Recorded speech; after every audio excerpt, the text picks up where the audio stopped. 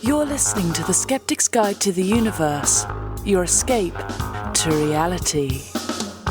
Hello and welcome to the Skeptics Guide to the Universe. Today is Thursday, May 14th, 2026, and this is your host, Stephen Novella. Joining me this week are Bob Novella. Hey, everybody. Kara Santamaria. Howdy. Jay Novella. Hey, guys. And Evan Bernstein. Good afternoon, folks. How's everyone doing today? All right. Pretty not good, bad. you know. Not bad for a Pretty May good. 14th. Steve, Thursdays, I'm so tired after clinic for 3 days. How did you do this for how many years? 30 years. Oh my It's God. exhausting. It's Yeah. so exhausting. Gotta have endurance, Kara. Working on it. I'm too old for this, Steve. I started too late. You have to have patience. See what I did there? So last week, I famously went on a rant about user interface and shitification, and we got Love a it. lot of feedback about it. Oh, yeah. I was going to give you the opinions. gestalt of the feedback and not, Please call do. it individual people. So a couple of things. A couple of people, a lot of experts emailed, which is great. I always love it when people who know more than we do Who knew there engage were with so us many about of the these topics. people listening, right? Yeah, I know. That's why I feel it's like great. we're right in the sweet spot for a user. A user experience. Yeah, these are, expert. a lot of these people are programmers, things Yeah, like that. exactly. Like, there's a lot of them out there. So just to clarify a couple of things, a couple of people pointed out that there are experts in the user interface, that's UI, but there are also now experts in the user experience, that's UX. UX. And there are also UX engineers who kind of bridge the gap, but it was unclear to me exactly what role they play. So the difference is, like, the user experience experts are the entire user experience, not just the software user interface, right? Everything from purchase to use to fixing, everything. Whereas the UI is basically the software engineers who are experts in the user interface. And they all pretty much agreed that, yeah, I was right. It is getting worse, and it's pretty bad. They appreciated the call out to their specialists, like, we're really underutilized. And those that expressed an opinion were pretty aligned in saying that, yeah, they just don't want to spend the money. That's basically the surprise. reason. Well, I like one emailer broke it down a little bit, because I said, what I don't get is that the really successful companies, and I'll name two, Tesla and Apple, right? So these are two of the biggest, most successful tech companies in the world. Both famously had awesome user experience, right? And user interface. Yeah, of course. And- That's what put them on the map, I think. Yeah, right. I mean, Yeah. Steve Jobs was famous for, like, perfecting the user experience of using the Apple products, which were cool and intuitive. Even and taking easy. it out of the box was an experience. Yeah, it was that just so box is like the best intuitive. box I ever saw. Yeah.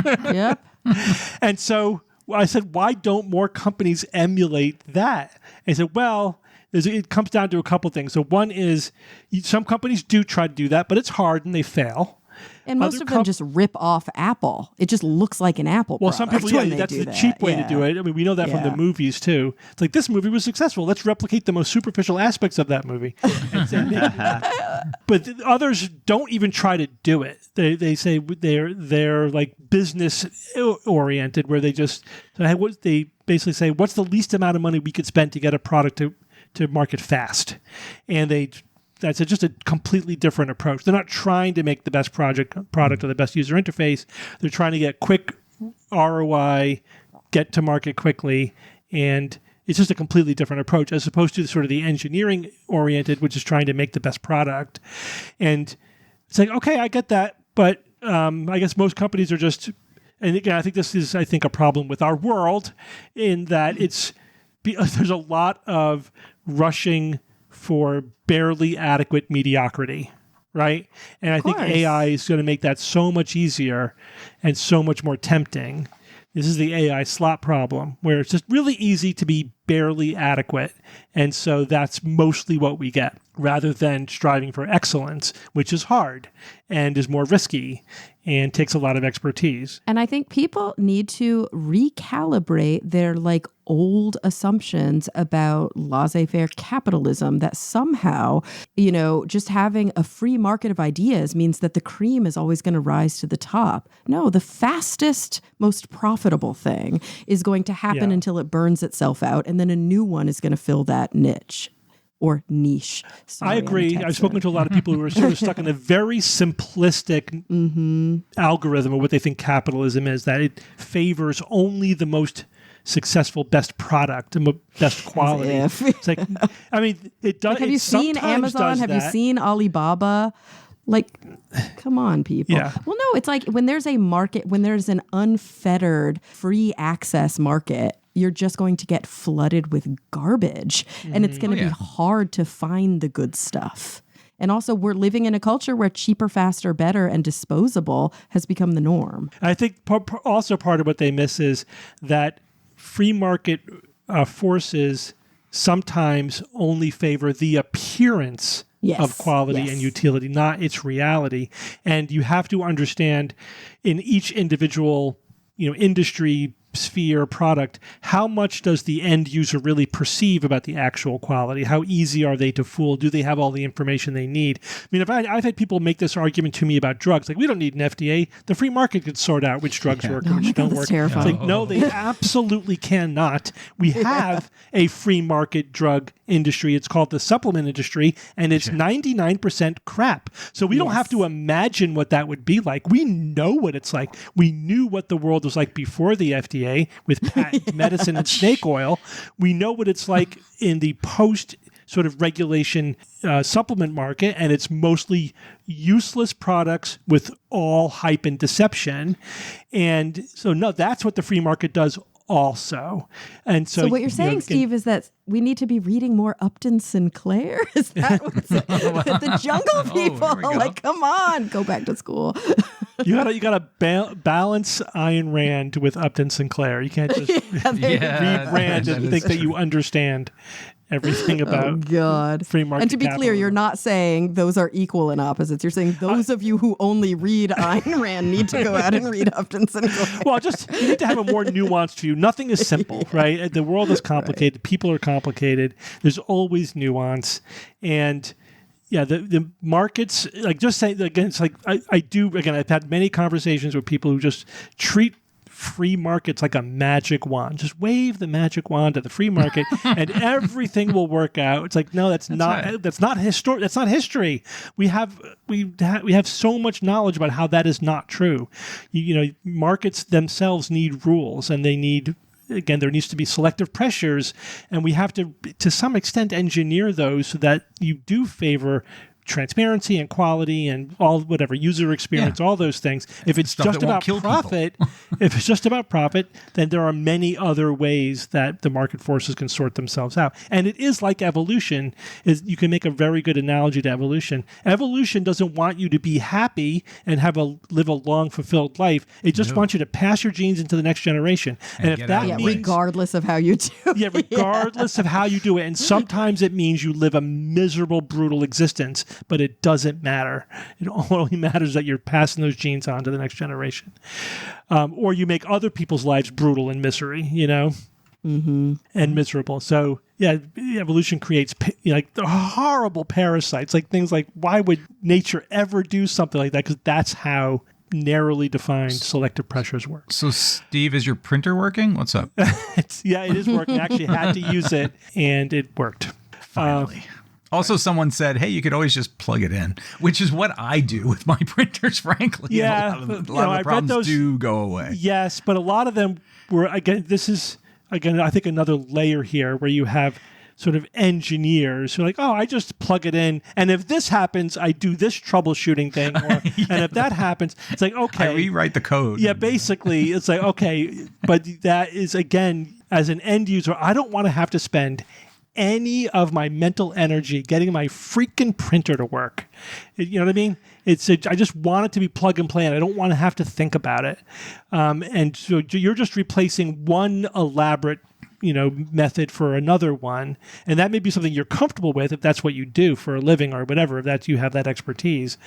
And again, I'm not saying that I'm not computer literate. It's just that saying you could substitute this alternative elaborate procedure doesn't really address my concern. Didn't a lot of people say that most of these companies are trying to get you to download their software so that they can upsell and so they can do whatever. But like most of the time, there is a driver present for your laptop or your phone to just recognize the online printer and bypass any software downloading. Yes, and hopefully the operating systems will make that more plug and play in the future. Where you really just need to plug it in and it'll handle everything, which is the way it should be.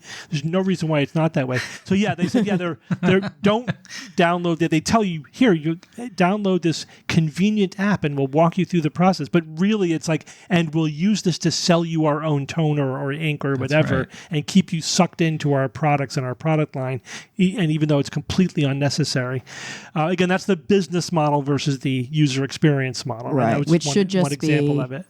Push the button that gets your printer online if it's an obvious button, and then go into your printer settings on your computer and find your printer.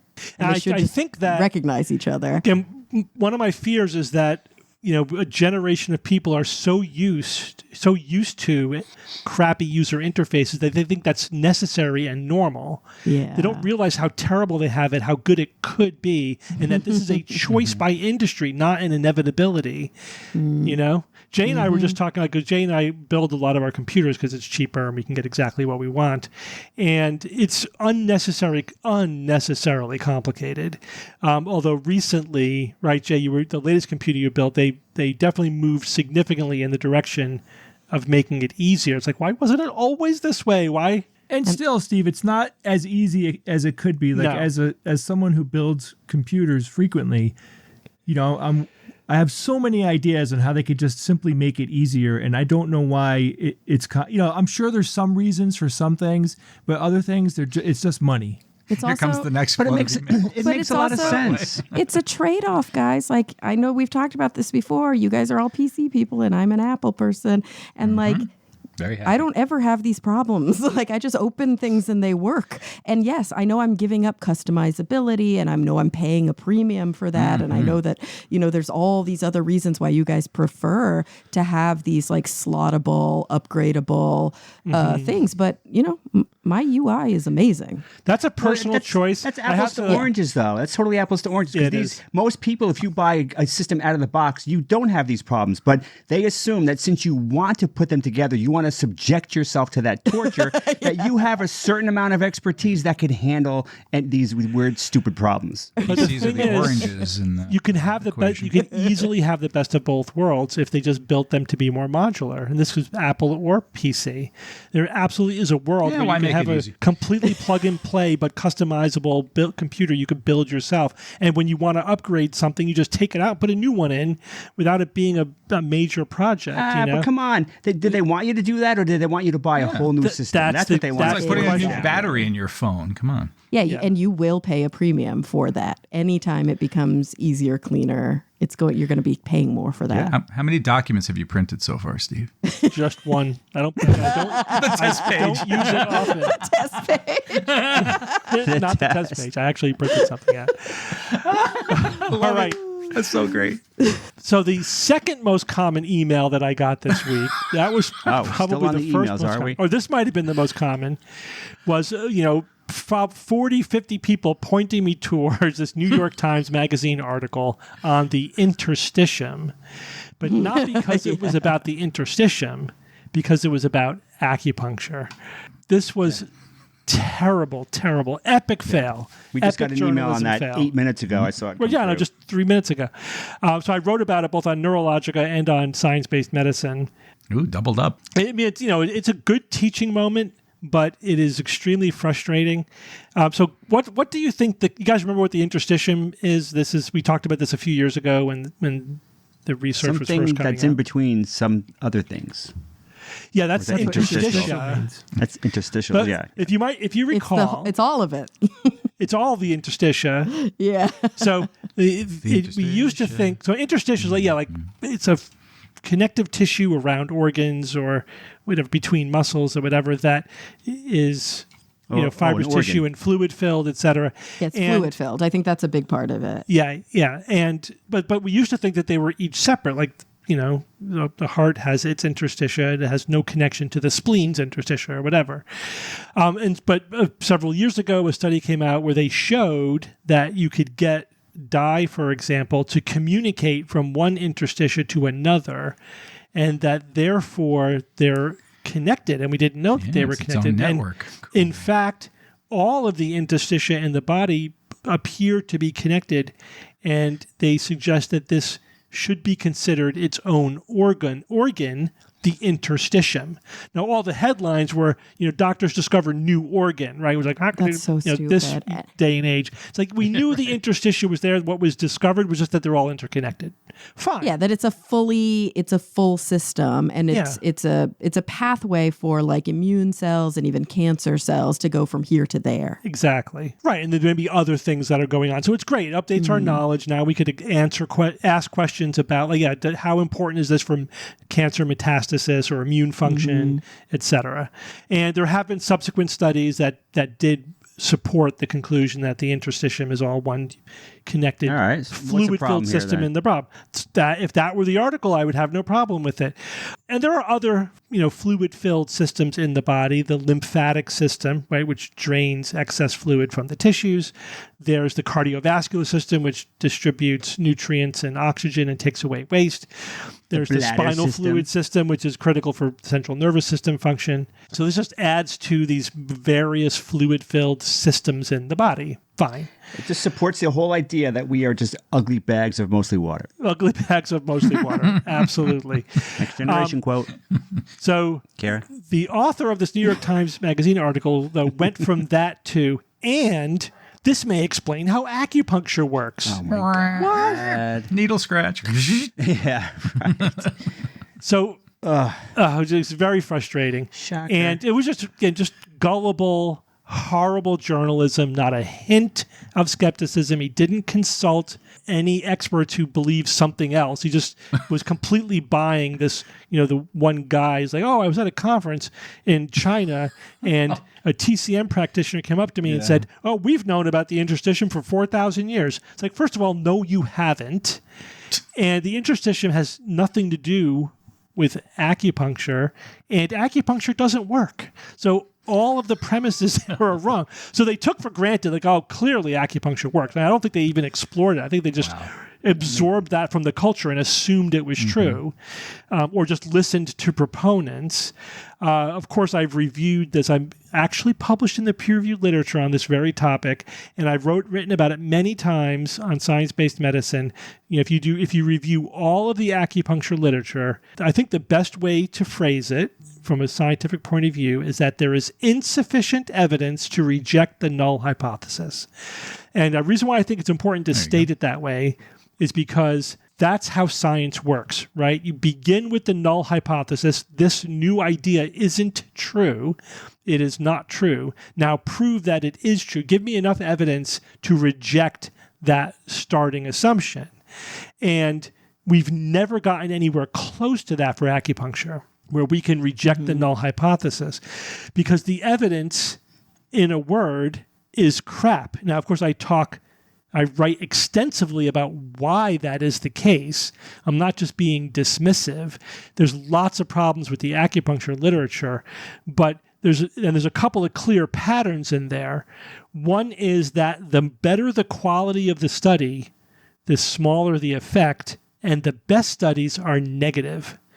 Right? So when you finally get to a good design where you have good controls, placebo acupuncture, sham acupuncture, etc., double-blind controls, there does not appear to be any effect from acupuncture itself. They're negative. So proponents have done basically two things. They misinterpret those studies, and you know how they do that? They cherry pick them. But by having a predetermined conclusion and then reading the evidence. Yeah, but they do something very specific. So if there's no difference between verum acupuncture, true acupuncture, right, and sham acupuncture, That's a negative study, right? That shows you that acupuncture doesn't work. But they literally conclude, and this is really a quote, acupuncture works, but so does sham acupuncture. But we don't know. No. Oh, God. That's We a take. don't know why. Then what they're saying is that there are non-specific effects that we No measured. falsifiability to anything. They're literally saying we found some placebo non-specific effects in the noise. But they don't say it that way. They say Of acupuncture course they don't. No, why would they? That So they're doesn't saying sell you the patients. placebo group works. And Yes. it's like, Yeah, that's Not to say, hey, our okay. drug works, but so do placebos. So That's how powerful. Yeah, but we're not allowed It's to all- prescribe the placebo. I know that. Study. So, but that's literally what they say. And the other response is to stop doing well-controlled trials, which they've Right, basically done. Don't need them. Yeah, there's no further utility to like doing well-controlled double-blind acupuncture studies. We're just going to study. We're just going to compare it to no intervention, or the usual, basically meaning unblinded. And of course, you're going to get the placebo effect, from unblinded pain studies where you're sticking needles into people, and other people you're literally doing nothing to, just usual care. So they just gave up. Anti-science, pure. And that's where we are. And yet they constantly, one after another, there's like, new study shows that acupuncture works. No, it doesn't. And there's tons of other problems too. And a lot of those other problems derive from something very specific, which is playing loose with the definition of acupuncture. So in science, right, you have to carefully and operationally define what you mean by things, what you're talking about. So if I ask the question, does acupuncture work? You first have to answer the question, what is acupuncture? Do any of you guys want to hazard a definition, an operational definition for acupuncture? Puncture. Okay, it's boy. using all over the place. needles. To tap into the meridians. Right. Yeah. Jay or Evan, in an finish? effort to alleviate symptoms. Oh, to focus the chi to come in and. All right, so I'll give you what I think is the most generous Steelman definition, and this is consistent with every definition that acupuncture proponents Steelman. give, right? And that is, in this case, it's literally Steelman, and that is, you're sticking needles into acupuncture points in order to have some effect, some physiological effect, whatever that is. So it could be relieving pain, it could be relieving nausea, it could be curing cancer, it's whatever. Right. But you're sticking needles in acupuncture points. Those are the two features that are universal in any definition of what acupuncture is. So then how can you say that not sticking needles, not in acupuncture points works, and therefore acupuncture works? But wait a minute, your definition that it matters where you stick the needles and if you stick the needles, but the literature clearly shows neither of those things matter. It doesn't matter if you stick the needles or just poke the skin. It doesn't matter where you stick them, true or fake, sham, acupuncture points. It doesn't matter how much training the acupuncturist has. They could have been doing it for a year or 20 years. Doesn't matter. Do you know what matters? There's only one thing that really matters to the perceived benefit of getting that they want it to work and somebody's paying attention to them. That's that the acupuncturist talks to the patient. Yeah, that's that really they're getting it. attention. And I don't mean that in a negative way. I mean like somebody It's they all feel about that they're getting bedside manner. care. And there have been studies that specifically varied that variable. It's like you be nice to the patient, talk to them, be hopeful. You just go in, do the procedure, don't talk to them. And that makes a difference. Nothing else does. Experience doesn't matter. Where you stick the needles doesn't matter. If you stick the needles doesn't matter. So by any reasonable scientific definition, acupuncture does not work. Further, acupuncturists can't agree on where the acupuncture points are That's true. and what they do. And there are various traditions that are completely at odds with each other.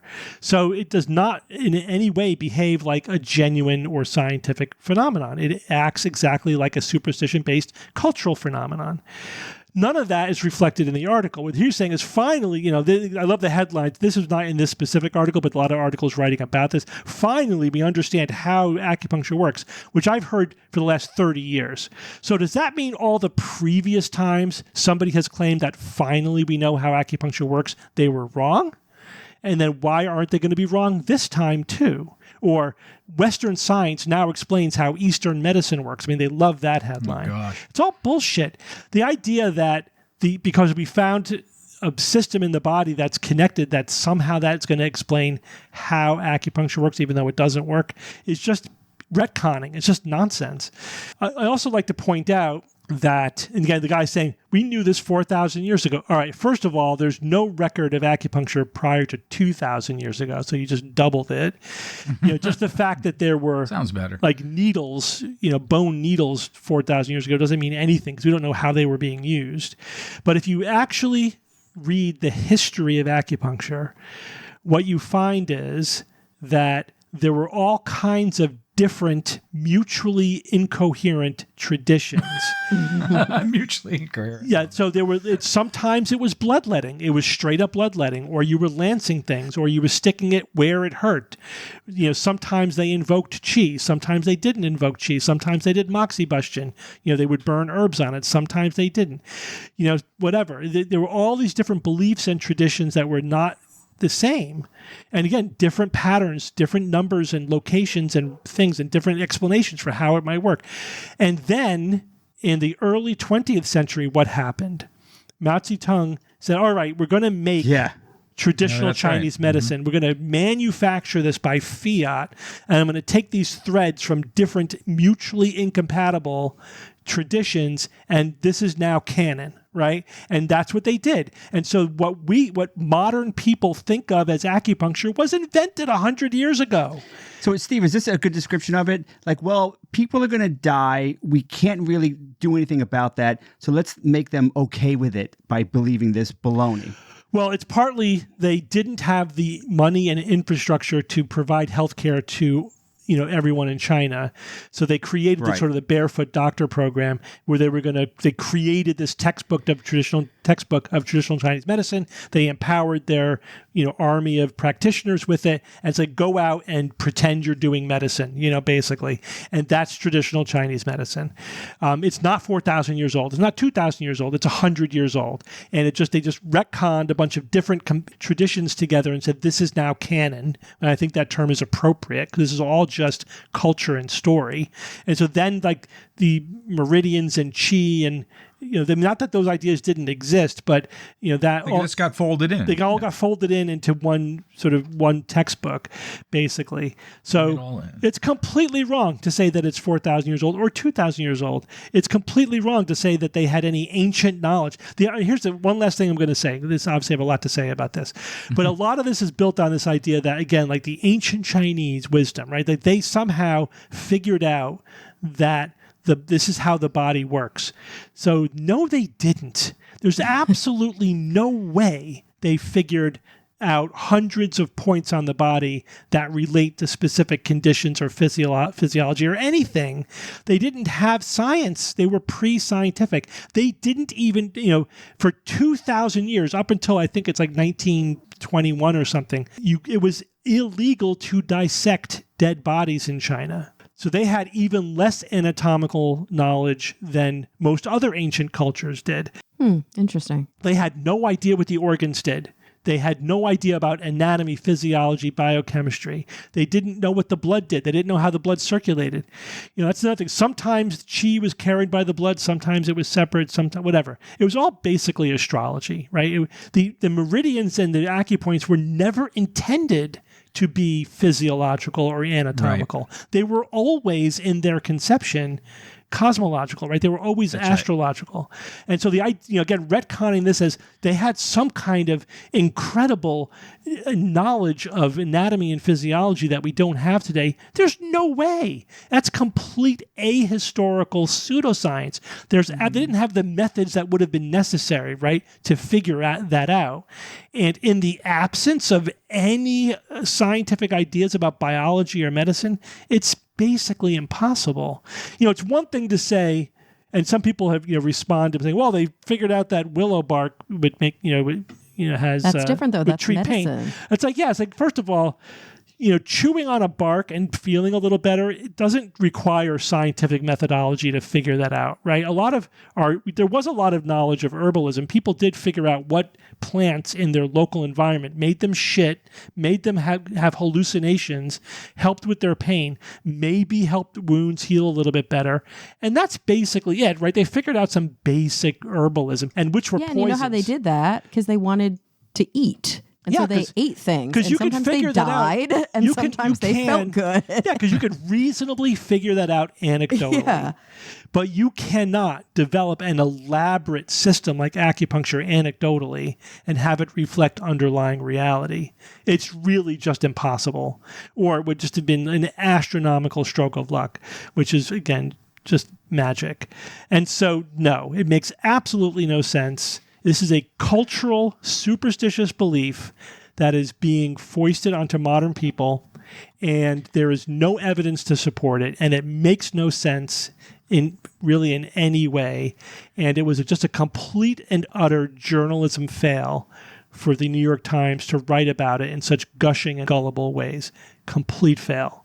Is it in the actual article about the interstitium, or is it just in the newsletter that No, it's in the article. The article pivots to bummer. acupuncture. Yeah, absolutely. That's a huge bummer. Okay, Jay, tell us about the effects of climate change on food insecurity. I bet it's not good. Well, do all you guys know what food insecurity is? Mm-hmm. Yes. So people come and steal your food, right? Yeah, I mean, basically it means that Yeah.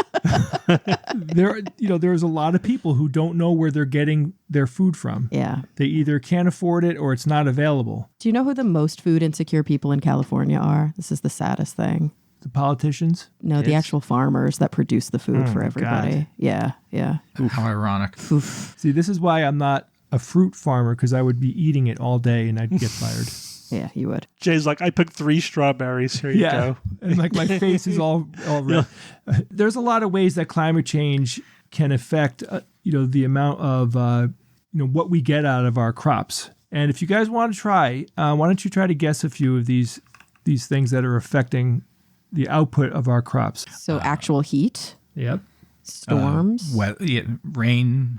Rainfall, too much, too little. That's correct. Yep. sea level rise, so like salty soil going inland. I guess that's more like dramatic, but it is starting to happen Erosion, some I would places. think, would be a problem. Erosion, yeah. Yeah, there's a lot. So essentially just like temperature rise, Kara, which is the big one. That is the one that does the most damage.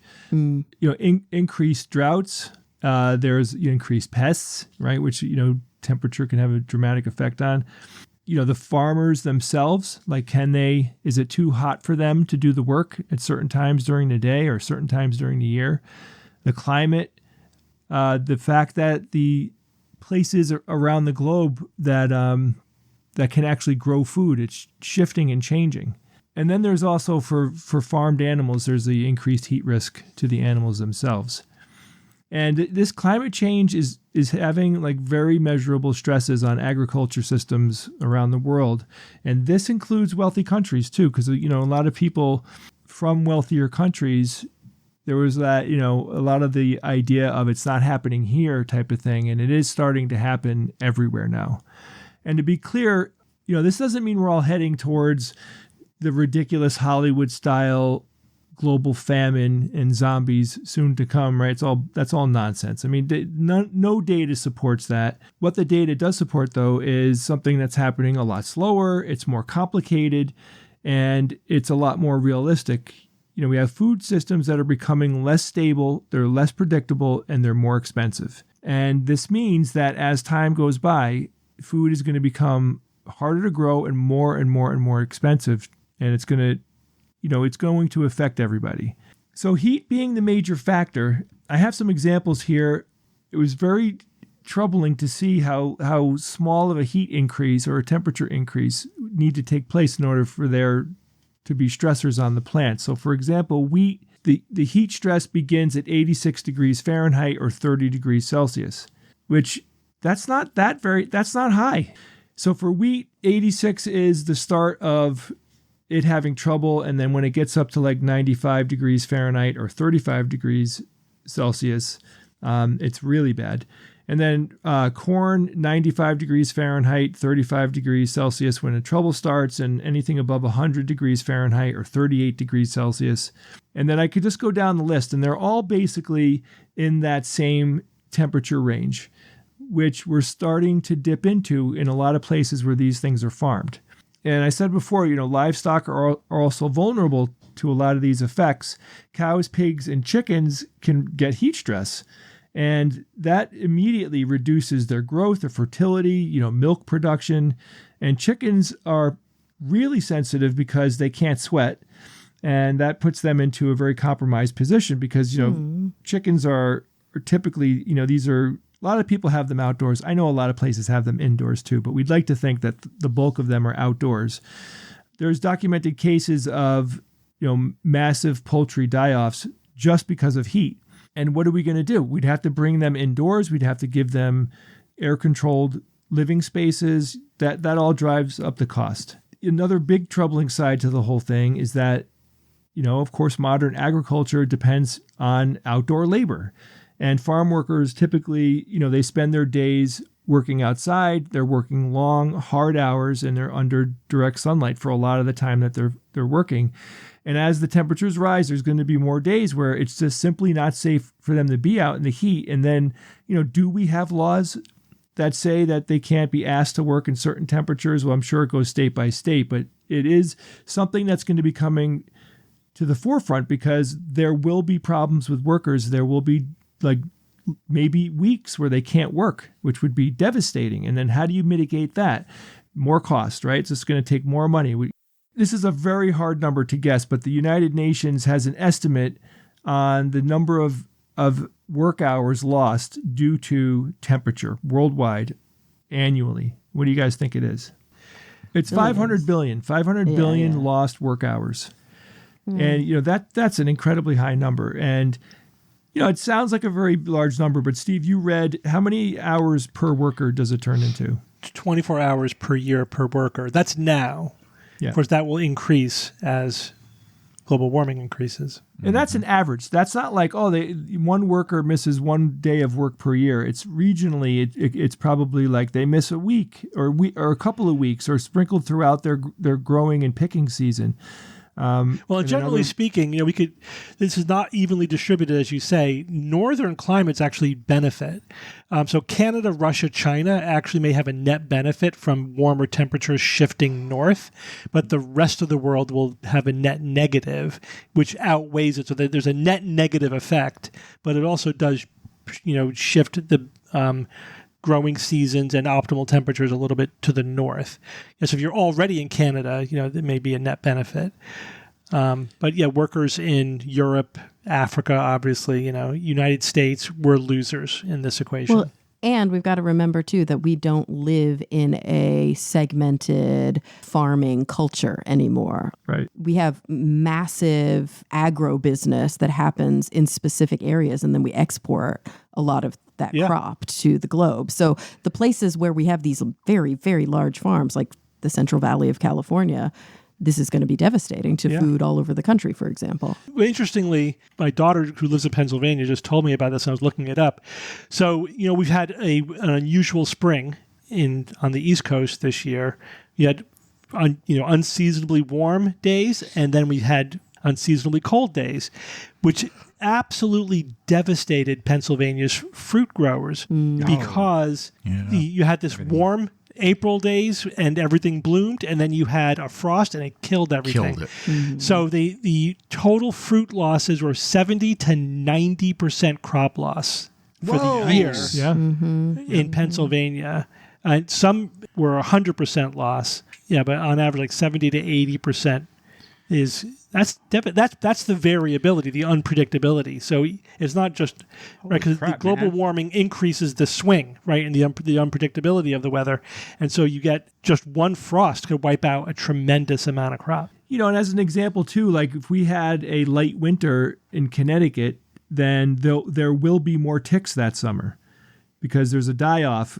When the ground freezes, all the ticks don't survive, and that kind of balances things out. There was a dramatic increase in temperature, and there was no die-off. What would that turn into for all the different insects out there? And, we've had reports from the Lancet Countdown recently that estimated, how many people in Europe were, going to be having trouble, getting food. And the numbers increased dramatically by 1 million people from one year to the next because of just what happened with the weather that year. So, these historical baselines are going to get blown away. We're going to see more and more groups of people having trouble getting consistent, healthy food.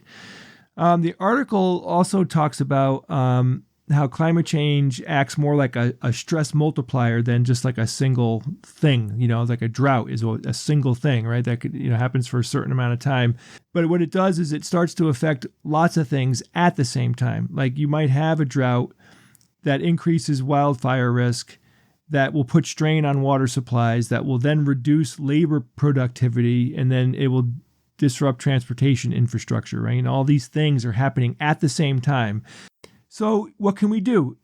And there's a lot we can do. There is no panacea, but there are many different strategies that are known that can be applied. Luckily, agriculture isn't static. We can selectively breed heat-resistant strains. We do it. We use GMOs.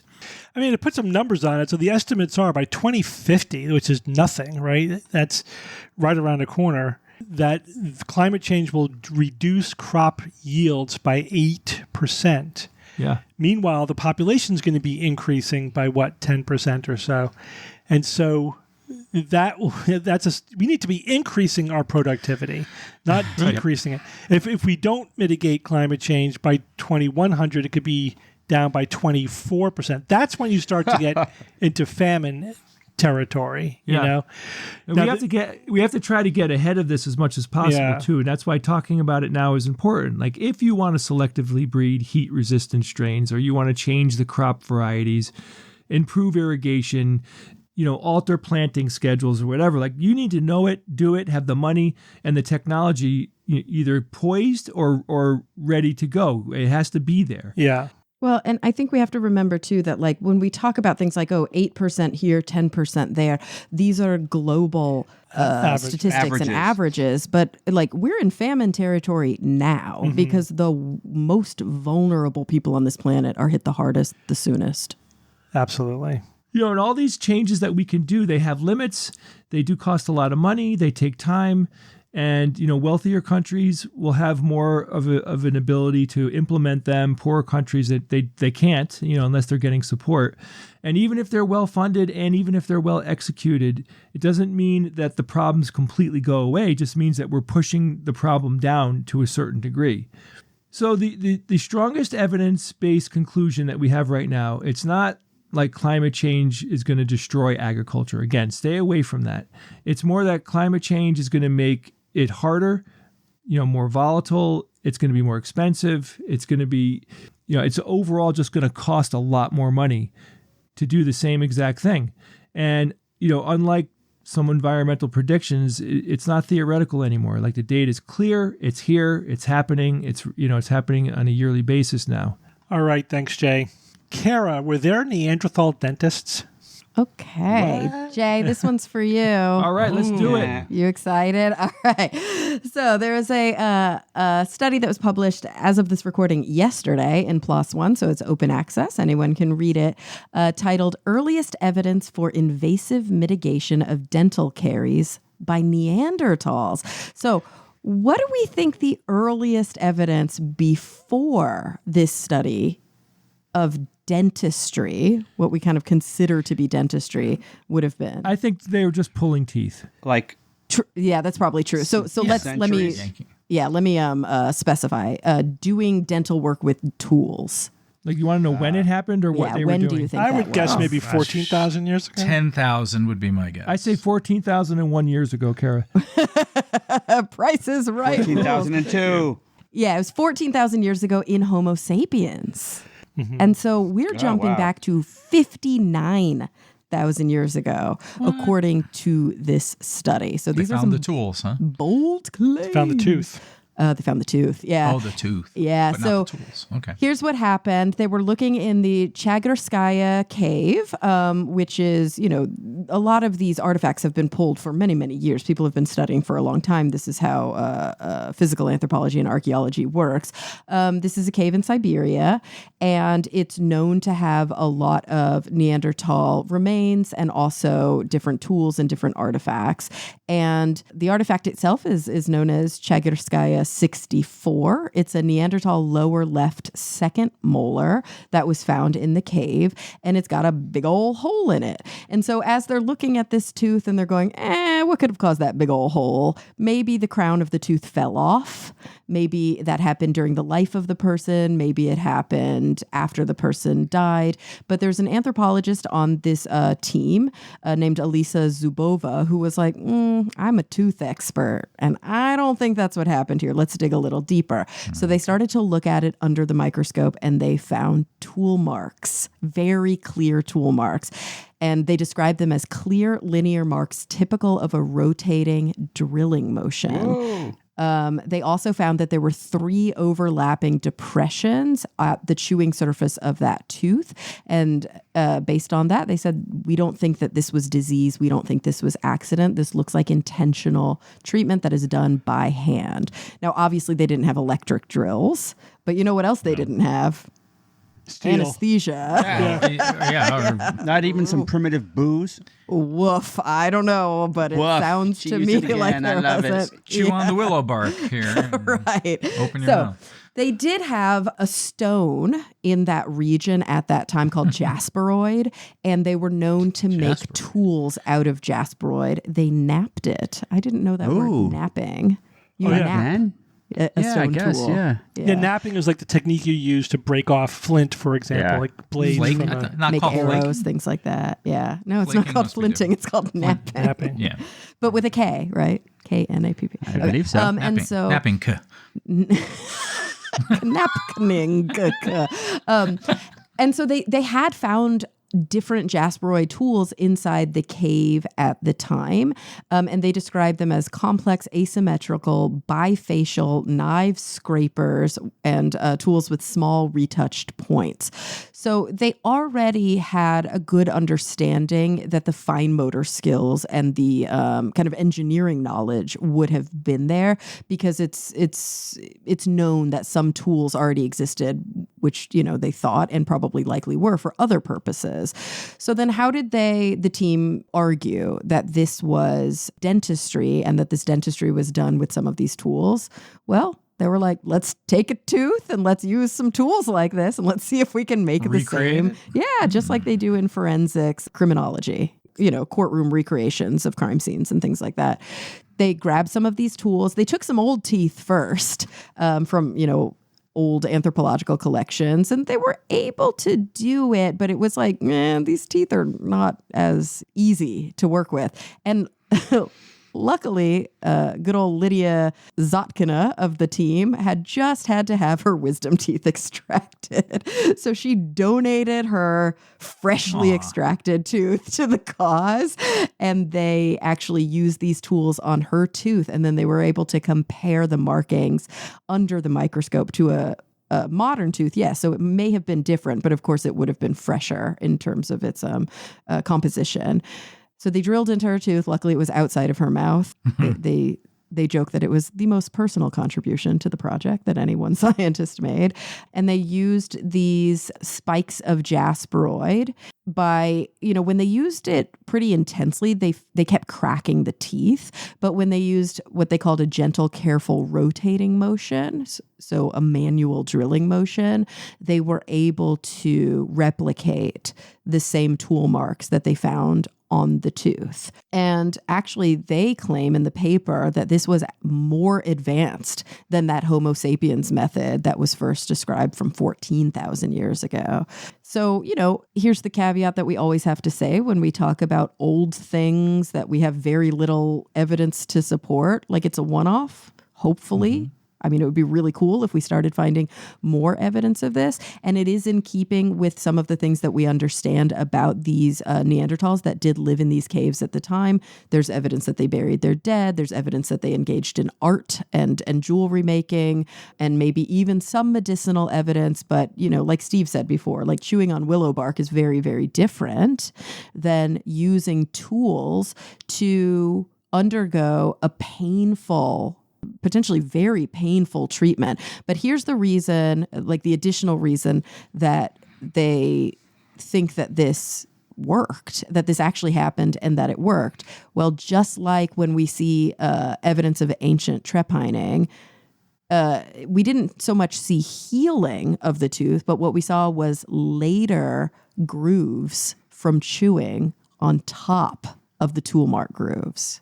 So it seems quite evident that this individual was eating, owie, owie, owie. I need to do something about this tooth. Maybe they tried to pull it, because what surprises me is that they didn't just extract the tooth. Yeah, why wouldn't you just yank it? But it was a molar.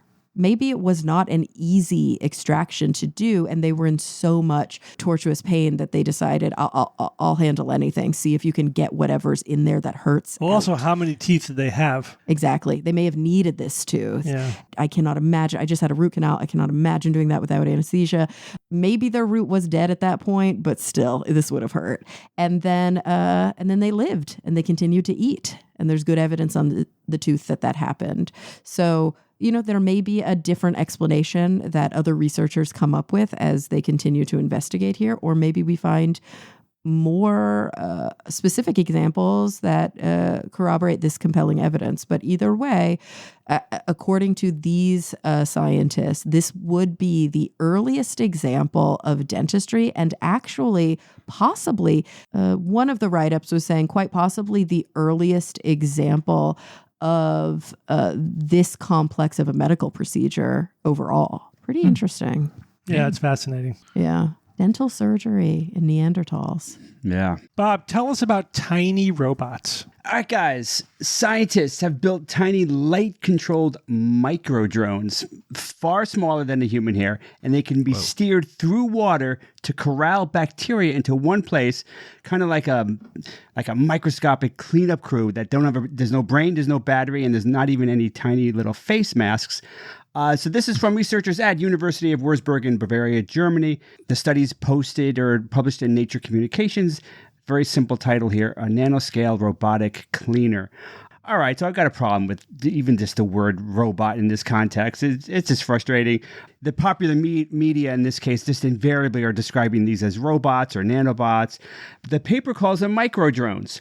So keep that in mind as I describe what these things are and what they can do. Maybe we could talk about it at the end, see what you guys think. So, okay, so these micro drones, what are they all about? So these are definitely not miniaturized R2D2s as the nanobot may conjure. They're also not simple particles that have been press ganged into service either, like you see from some of these other nanobots that have been created in the past.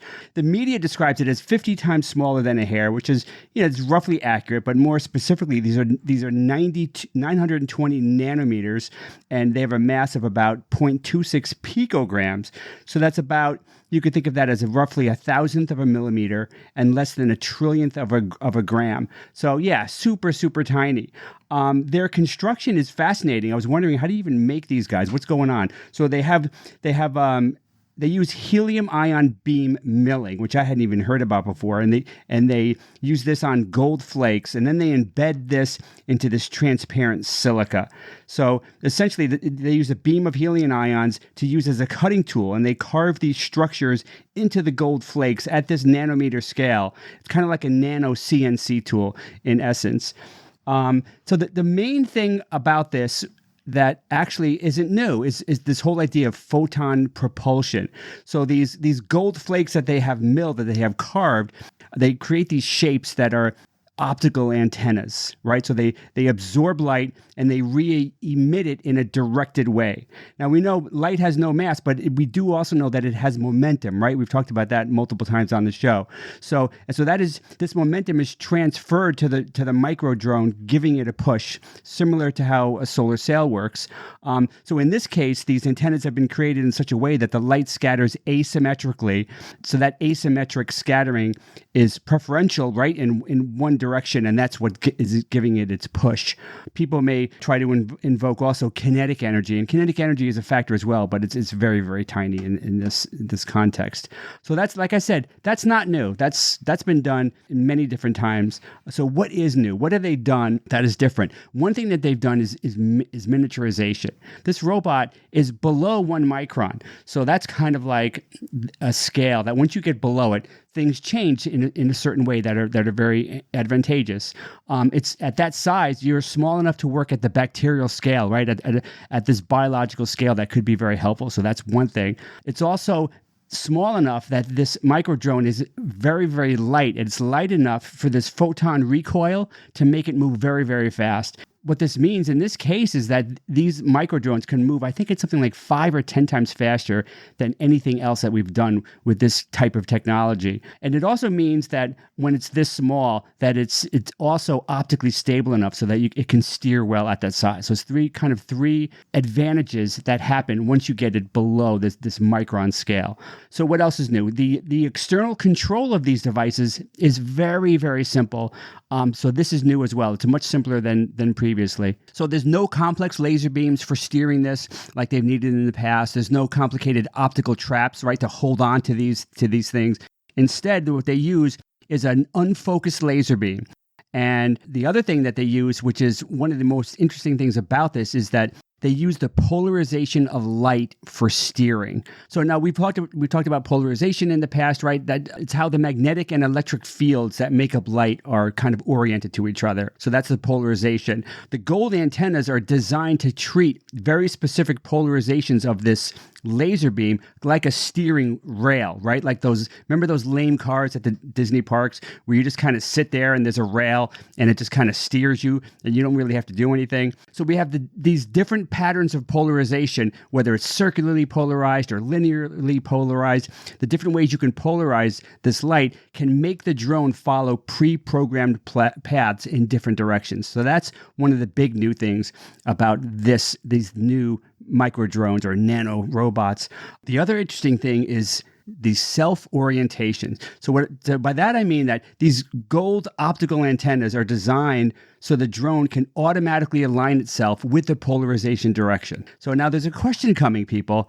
So please pay attention. And it's going to happen very fast. The gold antennas do 2 jobs, right? The first job is to scatter the light unevenly so it gives the drone a push. But the antennas also make the drone automatically line up with the laser polarization. So the antennas do 2 things. They make these micro drones get pushed by the light, and it also points the micro drones in a specific direction. So why do you think it's important for the drone to auto-align with the polarization? Think about the environment that it's in. What's going on at that environment? So what's happening is that I'm sure you've probably heard of Brownian motion, right? At that level, there's this thermal motion, this thermal noise that's constantly kicking things around at that scale. This Brownian motion in this specific scenario causes what they call Brownian rotation. So you've got this micro drone in there, and it's being pummeled by atoms going left and right because of the thermal motion. And it can rotate your little micro drone, and then you're going to lose track of where you're going, and it's just going to make it much more inefficient and annoying to use. So what happens is that these antennas make the drone align perfectly with the polarization, so it stays on track and goes where you want it without messing up. So without it, it would kind of like be this micro-sized shopping cart with a busted wheel that's always a pain in the ass to get where you want it to go. So this self-orientation this polarization locking, I think they call it, is a really interesting solution to that problem. And the final big new thing about this technology is just the pure biological manipulation, right? I was so curious how such a relatively simple device, how can that gather and relocate multiple bacteria, functioning as like these little tiny cleaners. In this case, they used E. coli and Staphylococcus carnosus. So how do you guys think that these devices can gather and basically move the bacteria to a specific location? Did you have any ideas on how they would accomplish that? I mean, my first thought was, obviously, this is a little robot, so it's going to have little robot arms and it's going to grab it. Well, I was thinking like some sort of chemical I was thinking adhesion, like maybe some kind of chemical something adhesion. a bacteria would react to like a or be tropic factor or something. repulsed by, and you kind of push it along. Something it's attracted to. Are they just going to surround and push the bacteria? Nope. It's the effect that's happening is thermophoresis, and the word thermo in there, that something's got to do with heat. So you have these micro drones that are absorbing light, so it's also creating this local temperature gradient, right? So the temperature is changing. I guess you would be getting cooler the farther away you move, and that is actually what is pulling the bacteria towards the micro drones, is this temperature gradient. So now this temperature difference stays below 10K. So because if it was much more than that, there'd be like photodermal damage and all this stuff. So the temperature difference isn't great enough to cause any damage, but it is enough so that it actually kind of sucks in the bacteria, so it's following these micro drones. And then to detach it, how do they detach the bacteria, do you think? Just turn the laser off, real simple. Click, then turn the laser off, bloop, and then it's kind of all detached. So it kind of takes all the bacteria, it can take all the bacteria, and you can grab a bunch of them. Each micro drone can grab a bunch of them. And it's interesting how it doesn't even, all these bacteria kind of following it doesn't really slow it down that much. It slows it down a little bit, but not a lot. So, all right, so let's go through a couple of quotes that I thought were interesting for this. So Gene Sheen, lead experimental scientist of the study, said, "In essence, we have built a light-driven nanorobot that can track down and collect bacteria. By simplifying the design, we reached a size at which these robots can operate directly in the microbial world, almost like microscopic cleaning devices." Got a little bit of a better quote from team leader Professor Bert Hecht, said, "This is a striking example of how light can be used not only to observe the microscopic world, but also to actively shape it. The idea of tiny robotic cleaners may sound futuristic, but we are already demonstrating the physical principles that make this possible." So interesting stuff here, but now we got some caveats. So this is not autonomous. There's no decision-making happening on board these micro drones on where to go. The researchers are steering it with this laser polarization. This is not a medical nanobot. This is really just a controlled lab demonstration at this point. This is not something that is ready to swim through your bloodstream at all. It obviously needs light access, right? If the laser can't reach a place or a destination with negligible distortion, then control obviously is going to become a major problem, because if it can't see the polarization, you're not going to be able to steer it, and you're basically done at that point. As I said, these are microscope scale environments. I guess I didn't say that before specifically, but yes, these are microscope scale environments. These are not large, messy biological systems. So that would just add so many complications. There's no onboard AI or anything like that at all. The intelligence that's behind this is mostly, in the external optical setup, in the engineered shape of the device itself. And let's see, the final real caveat here that I could figure out is the scaling up of this would be really hard. You can control one or few of these micro drones without too much of a problem, but if you were going to control swarms of them, we're talking about a system that's far, far more complicated, and it might just become way, way too unwieldy for this technique to use. So this is absolutely impressive nanoengineering. There's nowhere near fantastic voyage yet. So, all right, so let's cover, I'm curious of what your sense is. Are these robots or not? Am I just being totally anal about the term robot like a new at this segment. point? Robot or not? Robot or not, right? I mean, because for me, when I got so many images in my mind from like 1990s Bob, when I was discovering nanotech and all that stuff of what these micro robots would be like, and we have not even come close to anything that I was imagining. And sure, it's ridiculously complicated to do that. But would you guys call these a robot or not? Well, I think they're robot adjacent. Yeah, that's fair. I think in terms of the scientific field itself, it's a legitimate term. There is a controlled, purposeful motion that's happening. This is an engineered construct that converts input into action, and it can manipulate things. So yeah, I mean, I could see how you could fairly call this or justifiably call this a robot, but there's other things, to say that it's not a robot. And maybe a lot of this is a judgment call. There's no onboard sensing. There's no computation on board. There's no autonomy. I found one description where this was more of like a tooltip than an independent machine. And I liked that description. It is more of like a tooltip, this remote tooltip. The biggest problem that I had with it is that the term robot in this case can mislead the public, right? Especially in our jobs as science communicators, the term robot can be extremely misleading. The images that it conjures can really misrepresent what's happening here. So I think you have to be careful when you're describing these things, especially if somebody said about this news item, scientists built tiny robots that hunt bacteria. That would not be a reasonable way to describe this. It would be a quick soundbite, right? A sexy title to a news item that might get clicks, but this is really not what's happening here. This is not a good representation of what is actually happening here. But I just wanted to throw that out there, how annoying this kind of was for me to see robot and nano robot all over the place. That's technically kind of justified, but for science communication, I really don't think it is, but whatever. All right, thanks, Bob. Evan, there's more UFO nonsense coming out of the Pentagon. What's going on here? What, you call it nonsense? This is major. I have, and I will. This, by the way, is the second massive mainstream journalism fail that's happening. No doubt about it. This week. This was everywhere. Right. Oh, my gosh. Oh, my God. It is all over. You couldn't turn around without running into this particular news. And we're not bitter at all, Evan, right? In case you live under a rock, last week, the Trump administration released a tranche of what it says will be hundreds of declassified files related to UFOs or, of course, UAPs.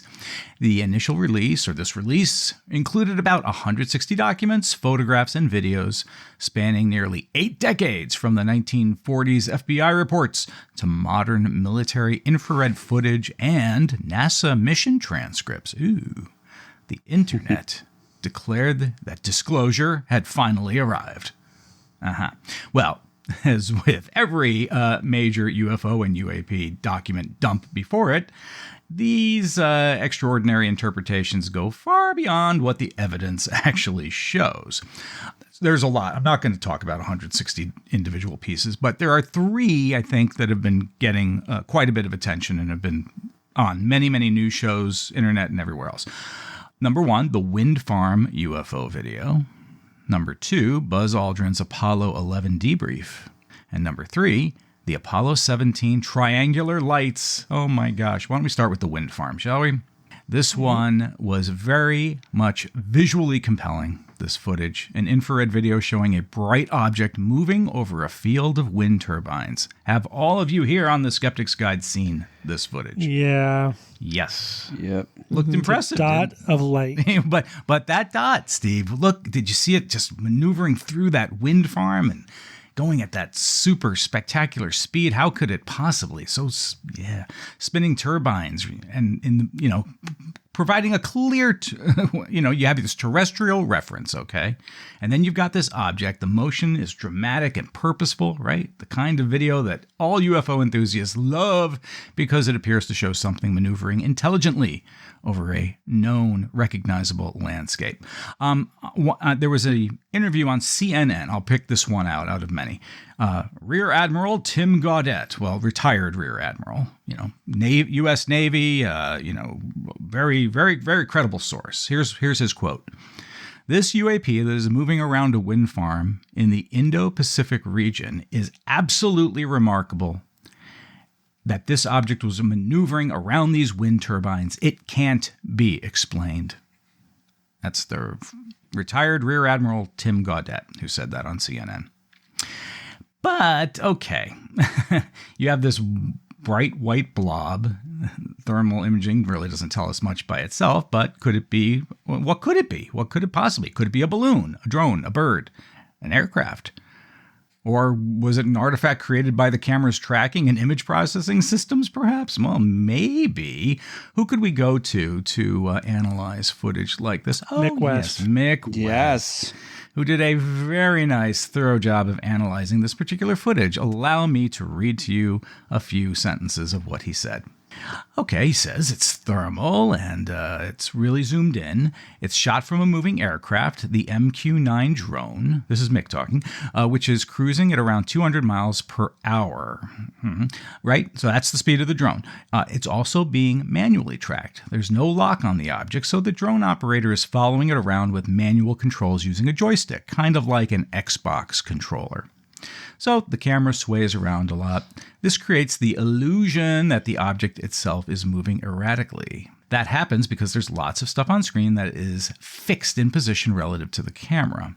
There's the on-screen display, mostly covered by these black boxes, but there's also a layer of sensor noise that's easily mistaken for background. The object moves relative to this, and when the operator manually tracks it. But how is it actually moving relative to the real background?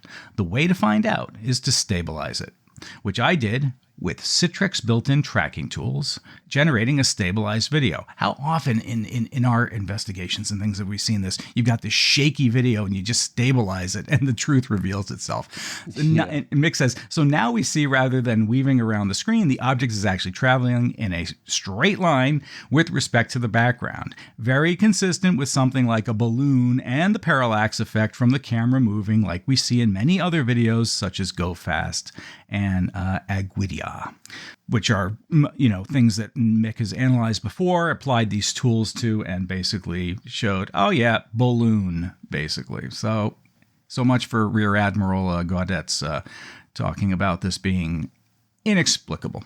The second item, Buzz Aldrin's Apollo 11 debrief. According to multiple reports, Buzz Aldrin described 3 unusual observations during a post-mission technical debrief conducted shortly after the Apollo 11 moon landing. A sizable object observed near the spacecraft while en route to the moon had these intermittent flashes of light seen in the cabin while the crew was trying to sleep. Buzz described it as a fairly bright light source that the crew thought might have been a laser. One widely quoted line from Aldrin is, here's a quote, "The first unusual thing that we saw, it has a sizable dimension to it, so we put the monocular on it," a tool for analyzing it. Another line states there was a fairly bright light source, which we felt could be a laser. And these quotes have been covered by, mainstream press. All of them picked it up. But here's the context for it. This is not a newly discovered confession. This has been known for many, many years that Aldrin has said these things, and he's talked about this very, very thing. He has discussed the sighting so many times over and has consistently said that the most likely explanation was a discarded component from the Saturn V or another piece of mission hardware. And in deep space, when you get sunlight reflecting off of debris like that, you get these unusual visual effects. So this was supposed to be some kind of, oh my gosh, Buzz Aldrin, finally, they have him talking about this and it's been covered up all these years. Nope, not at all. Just basically the transcript of what he's originally been talking about for so many years now. Nothing to see here. The third item, Apollo 17 and the triangular lights. This is not something I was familiar with before. A photograph from the Apollo 17 moon landing mission shows 3 bright dots arranged in a triangular pattern. How else would 3 dots make? Could be in a line. It could be a line, but other than that, it would be. If it's not a line, it's a triangle. Right. It has to be a triangle. Or a point. 3 points, but 3 dots. Yes, I get what you're saying. Well, if they were over each other. Yeah, then right. Or you had them lined up all on the same plane. Right.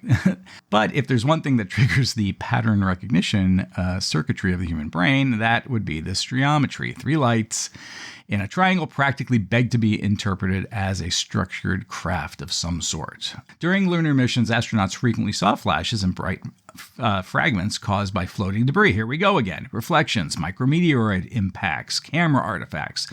In the Apollo 17 transcript, the crew described some of these spark-like events as looking like the 4th of July. Oh, wow. That means, something of intelligence was out there making these lights, right? Yeah. So, but that's what you would sort of expect from tiny particles catching sunlight in the vacuum of space. So a photograph showing an unusual arrangement of lights is not evidence of anything, frankly. Certainly nothing extraordinary. And actually, it's quite mundane. But that's what we do. We find patterns. We love these patterns. And a big part of the entire UFO and UAP phenomenon is based on the patterns that our brains love to see. Nothing at all to see here. Nothing in this release reveals anything resembling extraterrestrial intelligence, spacecraft, or anything close to it. In fact, it's more negative evidence as far as I'm concerned for the entire phenomenon. Yeah, it's like at the end of the day, it's lights and people saying they saw lights, right? That's the disclosure. Yeah. What are we not seeing? Right, this is the Pentagon, who apparently is hiding aliens and spacecraft. Right, we didn't see any aliens. We didn't see any clear spacecraft.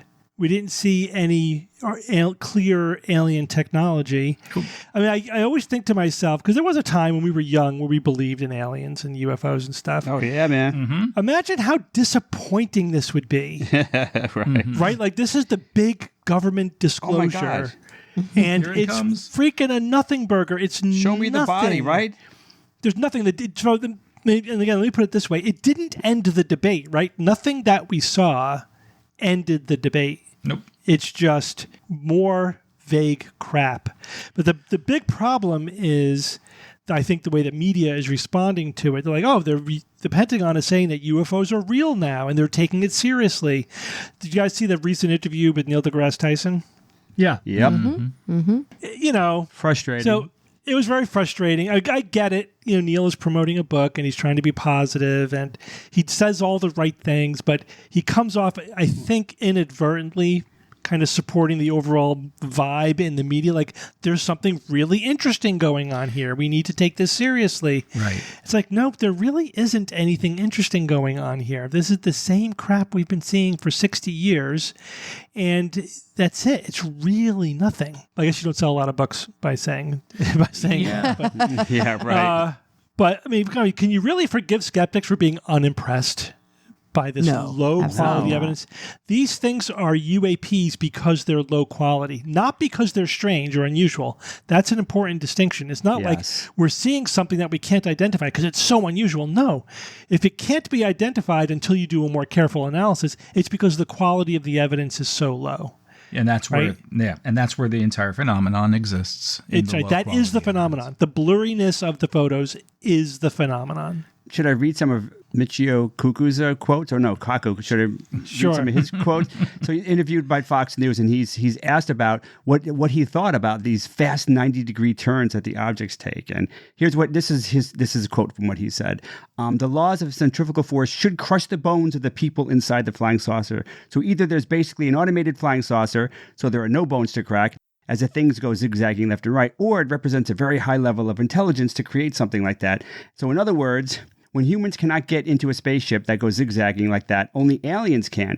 But even their bones would break, so it must be a very high level of automated computer technology. So that's his analysis. He doesn't even acknowledge the possibility of what this really is, what we know it is, right? Come on. It's the evidence of so low quality that your imagination plays more of a role than anything else. Shame on him. But that doesn't make good sound bites. He's going this is somebody who should know better. This is not some novice. This is not someone who is not at all familiar. That's what he does for many years now. So we're not surprised. It's just frustrating. But I'm just going to say, and this is across the board, that this is the difference between a science communicator and a skeptical science communicator. Mm-hmm. You could be a good scientist and a good science communicator, but not be steeped in critical understanding, critical thinking, and scientific skepticism. And these are the topics where you fail because you don't have deep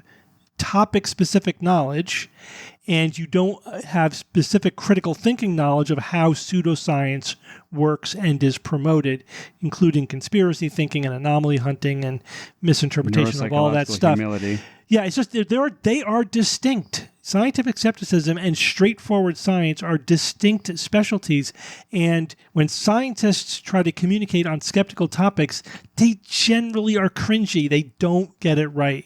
I mean, again, Michio Kaku is like among the worst now. He really has, lost it, in my opinion, with he went comments over. like that. But it's just, this is a legitimate specialty that you do not have, and you need to respect that. But I don't see that as being the case. And Steve, we also have to factor in, we're questioning whether or not they're doing this to make money. Well, I mean, we do, but in some ways, if it's brazen and blatant, I think it's worth pointing out. But otherwise, I think it's pointless to speculate about it, right? Then it just becomes subjective validation. People say that about us. You know what I mean? Just keeping the lights on is legitimate. But when somebody has sold their soul, and money is the primary thing, and it's obvious, then that's different, versus just, they have a book out. Okay, we all have books to sell. That's okay. I think it's pointless to get too obsessed about that. All right, Jay, it's Who's That Noisy time. All right, guys. Last week I played This Noisy.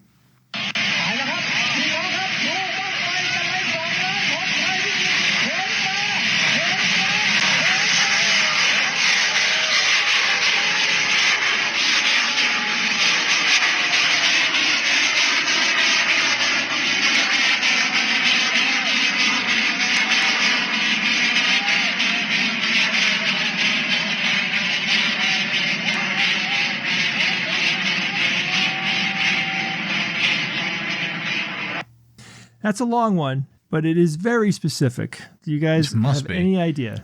I really do not. I mean, I've seen the video, so I know what it is. I don't know. Come on, Kara. You probably have. How about just a general category? What kind of thing do you hear going on? Sports event? It's a race, of some kind. Yeah, that's what I... It has that sports event vibe, without a doubt. Yeah. Cheering crowd, announcer, and something speeding by. I always wanted to be one of those announcer guys. It's like, blah, blah, blah, blah, It'd be fun. It's not too late. You can still do that. I know. All right, so Shane Hillier wrote in, and Shane said, it sounds like a steam engine, and that part of the sound seems to have a bit of a Doppler effect. Then there's something that sounds like a soccer player announcer who's very excited. So my guess is that this is a tractor pull competition with a steam-powered tractor pulling something very heavy. Shane, this is a really good guess. You called out the elements that you need to listen to. And, I wouldn't be surprised if you saw one of these tractor pull events if it wasn't similar to that. It wasn't that, but I liked what your guess was. Another listener named Dennis wrote in. Dennis said, judging from the rhythmic sound of the German diatribe in the background, truly the language of love, and the equally rhythmic sound of a locomotive, my guess for this week's Noisy is one of the 3 DRG Class 05, and these are called the Deutsche Riesbahn. I'm not pronouncing that right. All right, so he's saying essentially it's trains, and these trains are considered right. So these were like a Class 3 train. These were steam locomotives used on express passenger trains in continental Europe. They think they go back to like the 30s. I don't even know if they're used at all today anymore. Absolutely, it has a train sound. Absolutely, and there is a Doppler effect in there. You're not correct, but that we're getting close or closer. Another listener named Ron LeBlanc wrote in. He said, "Hello, I think this is that circus trick where 5 motorcycles are driving in a sphere cage upside down and all around each other. If you ever seen that, you don't forget it. You ever see this? It's like they're on the interior of a cage ball." And you got multiple people riding motorcycles, and they're going around inside the loop, and they're not hitting each other. Probably during practice they hit each other. It's not that, but I've never actually heard that in person. I don't know what it really sounds like, but it's a cool guess. All right, this leads us to the winner. This week's first entry winner is Brian Burns. And Brian says, hey, Jay, my guess for Who's That Noisy is one of those large spinning fireworks I've seen on YouTube from Thailand. Amazing to watch those giant rings soaring into the sky. Sometimes, he's saying sometimes not so much soaring, but, they're a little awkward when they're going up. It was great seeing you guys in Seattle. Wish I could see you in Australia. All right, so what are we talking about here, guys? This is something called a Thai Garandola. It's locally known as a talai, and it's a traditional, large, circular, bamboo-based firework, right? It's built out of bamboo. Okay, so imagine, if you will, it's a disc that's about, I would estimate, anywhere from 1 to 2 feet deep, right? So it's like a cross-section of a circle. And then on the inside of that, there's like a cross that holds it, that is part of the infrastructure of it, and they attach fireworks to that. And then when this thing takes off, and it's huge, this thing could be 5 to 20 feet in diameter.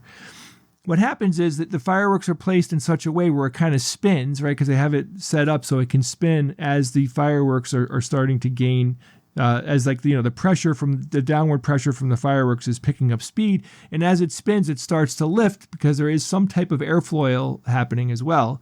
And then it spins and it goes up and up and up and up and up and up, and they go up about, several hundred meters into the sky.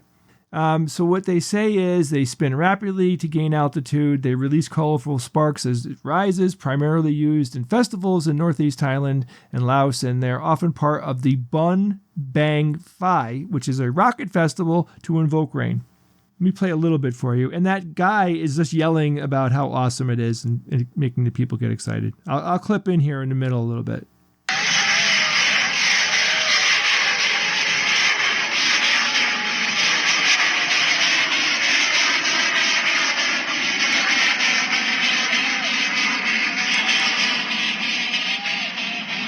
You got it? Yeah. Pretty cool. You should watch a video of it. It's a lot of fun. All right, I have a new Noisy Guys. This one was sent in by a listener named Brian Hart, and here it is.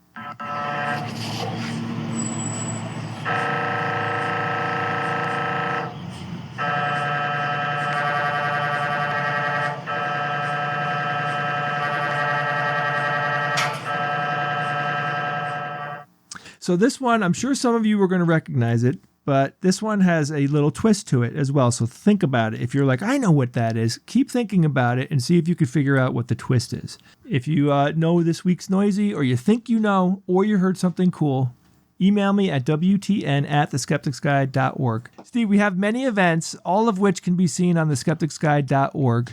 But we're going to focus on 2 of them because we have some cool and fun ideas for you. Steve, take it away.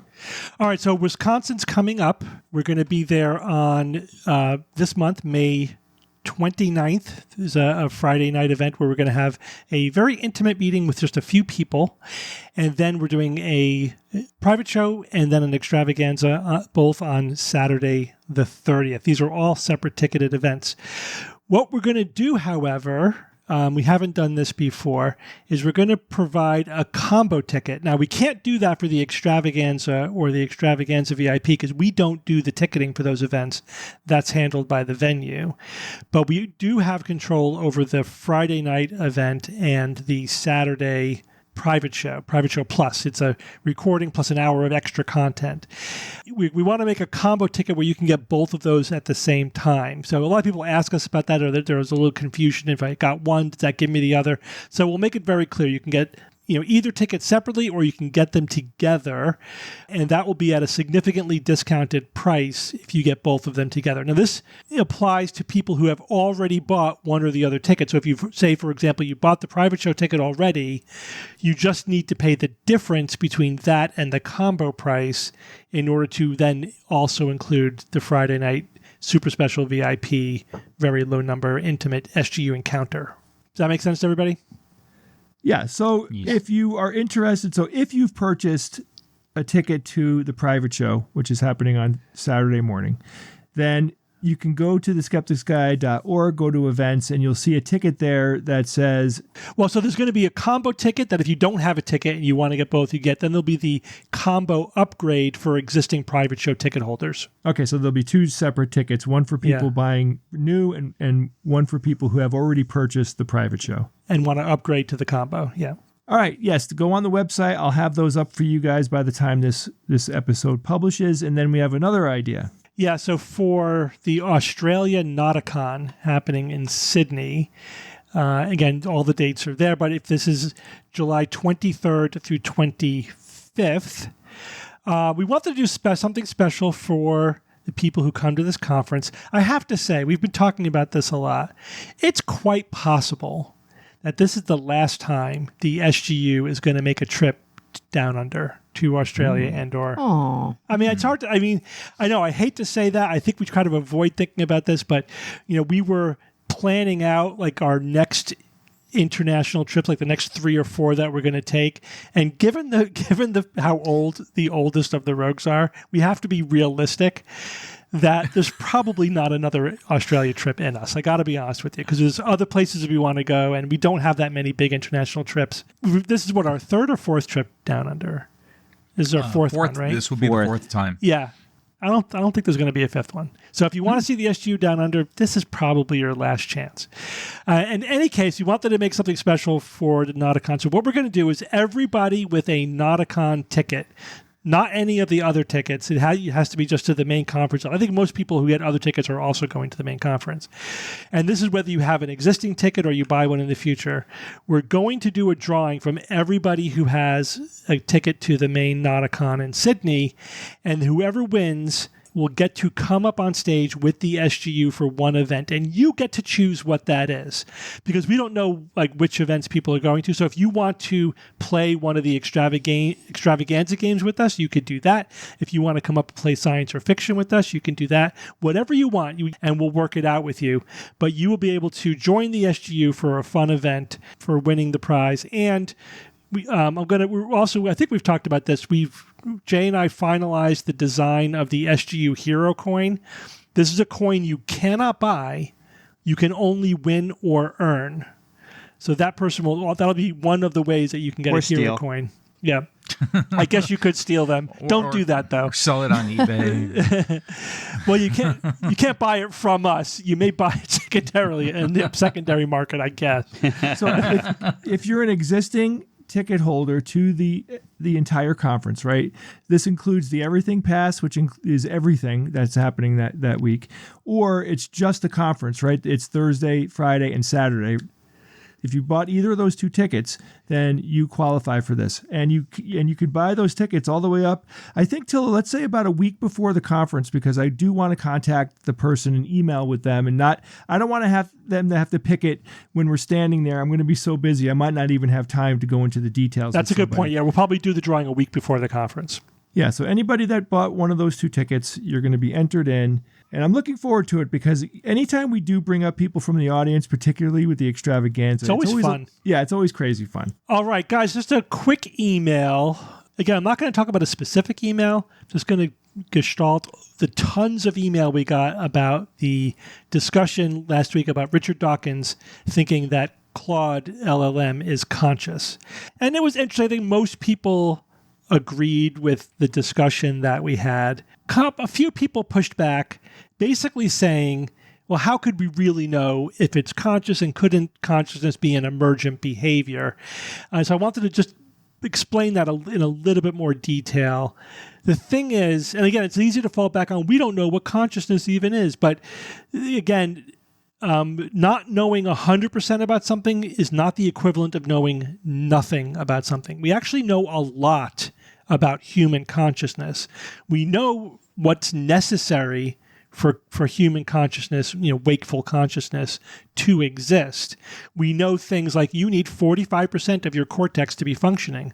Less than that, and you cannot generate wakeful consciousness. We know that you need your brainstem activating system to be functioning. If that's not working, you're in a coma, period. So you need at least those 2 things, about half your cortex, and it needs to be continuously activated.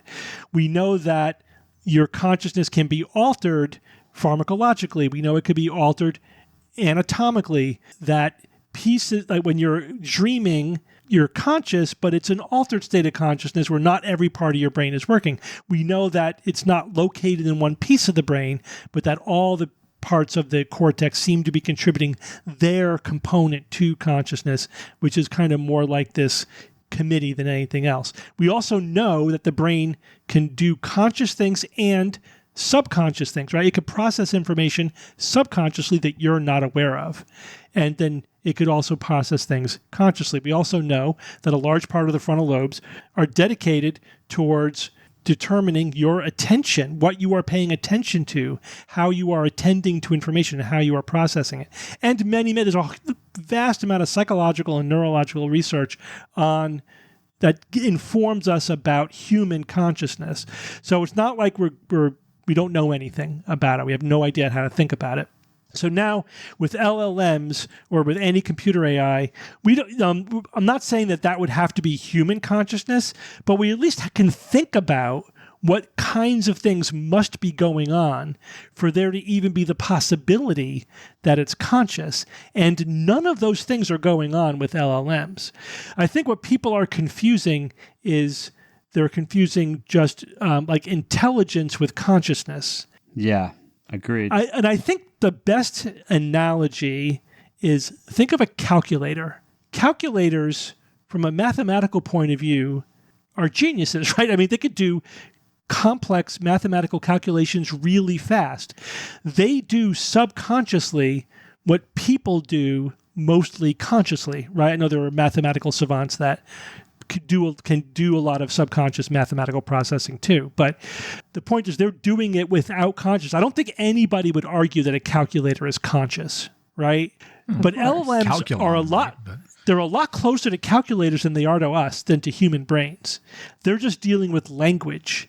And that gives a much more powerful illusion of thinking than just dealing with numbers are. Because we get the fact that computers crunch numbers. We get that. But you know what? LLMs are crunching numbers too. They're doing it with language tokens rather than with numbers. And again, that is not to say that there isn't some really sophisticated logical operations going on with LLMs. And that's the thing that's really advancing very, very quickly. I just don't think consciousness is going to accidentally emerge out of that process for all the reasons we said last week. And for these reasons, nothing is happening there that would create the phenomenon of consciousness. It just doesn't emerge out of crunching enough numbers or doing enough operations per second or even engaging in logical operations. Does that make sense? Do you ever feel like we get so caught up in the language? These are labels that we're using. It's partly a language problem, I agree. It is, because ultimately, I think it's solved if we were to say, and I think through all of human history this has been true, consciousness requires a brain. LLMs don't have a brain. Well, I mean, they don't. Okay, what kind of brains? Are you saying electrochemical organic brain is really the only game in town? It has been through all of history. Yeah. And so what we're asking is, should we have a special category for this? Should we expand the category? Else that's not conscious. Exactly. Should we expand the historical definition of consciousness to include this? That's really the argument that's happening here. It's not, is this slotting into our understanding of what consciousness has always been? Because by definition, it can't. Because by definition, consciousness is an emergent property of wetware. It's a brain. But not necessarily an absolute requirement. I mean, there's a lot of people, a lot of smart people think that if you can duplicate a human brain, the neuronal network of a human brain, in a computer, that you have a potentially decent chance of replicating human-like consciousness without wetware. I mean, that's not a completely unreasonable position. But it's still what you're saying is it's a label and a categorical distinction. It's not what we define as consciousness. It's a replication of what we define as consciousness. Well, I don't know. I disagree with that. I would go further even than Bob and say that if we had a powerful enough computer running a virtual simulation of a human brain in all of its functionality, it would be conscious. I think would that it be simulated thing would be conscious. Consciousness is a phenomenon. I don't think the substrate matters, and I think there might be different ways to get there. We know there's different ways to get there because I think there's a lot of animals in the world that have their own and consciousness. And all those animals have brains. Yeah, but that's only because that's the only thing we have in organic evolution. And so that's why I think we're just arguing semantically at this point. No, I don't think so. I think that the real question, in my opinion, is what is the functionality of LLMs, and does that functionality, regardless of the substrate, does that functionality include the potential for something like consciousness? It doesn't have to be human consciousness, but some kind of experience of its own existence, some kind of stream of consciousness. Yeah, some kind of quality. And I think the answer to that is no. It's not doing anything that can generate any phenomenon like that. It doesn't have to be biological consciousness, doesn't have to be human consciousness. I don't think it's conscious at all. it's amazing how much of an illusion of consciousness it can create. But I think that's because we are wired to fall for that illusion. That's how our brains decide whether something is an agent or alive or conscious, because it acts like it does, and LLMs act conscious, so we fall for that illusion. We evolved to fall for that illusion. That's how our consciousness works. But don't you think that regardless of if it were a, quote, agent or not, which I agree with you, it's not an agent, but regardless of if it were a, quote, agent or not, by definition, we struggle to define these things even in animals, even though we know. Yeah. We know that animals are conscious, but they can't tell us that they are, and we can't see their subjective experience by definition. Right.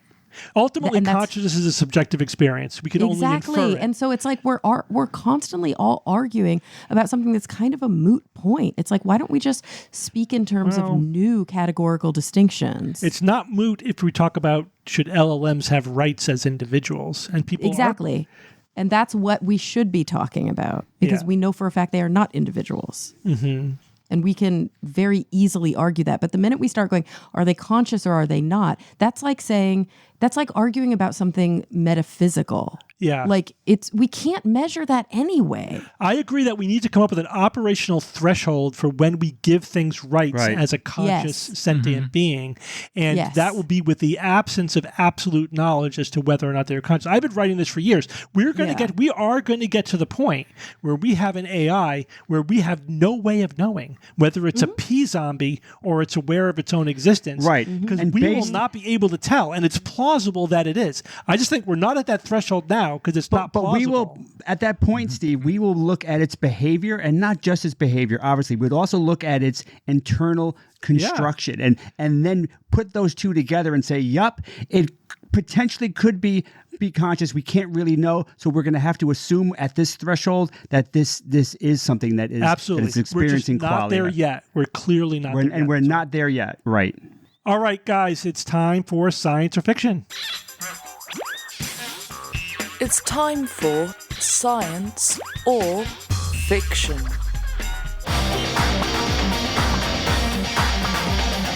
Each week, I come up with 3 science news items or facts, 2 real and 1 fake, and then I challenge my panel of skeptics to tell me which one is the fake. We have a theme this week inspired by 2 of our news items. Which 2 news items have something in common? It was the acupuncture and UFOs. The acupuncture and Neanderthal dentistry. Yeah, and the dentistry. They both deal with ancient medicine. So that's the theme, ancient medicine. Are you guys ready? Mm-hmm. Here we go. Yep.